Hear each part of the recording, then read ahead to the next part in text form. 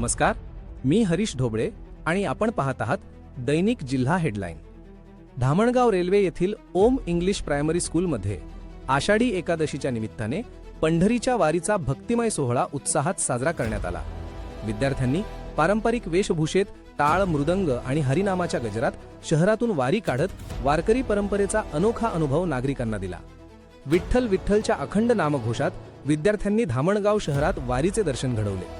साक्षात विठोबा रखुमाईच्या वेशातील विद्यार्थ्यांनी सर्वांचे विशेष लक्ष वेधून घेतले। भजन, कीर्तन आणि हरिनामाच्या गजराने संपूर्ण परिसर भक्तिमय वातावरणाने दुमदुमून गेला।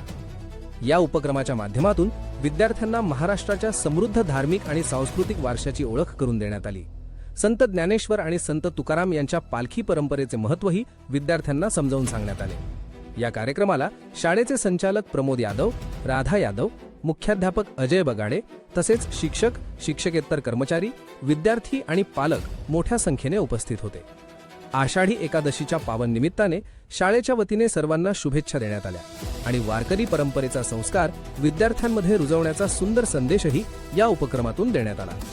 दैनिक जिल्हा हेडलाईनसाठी मी हरीश ढोबळे।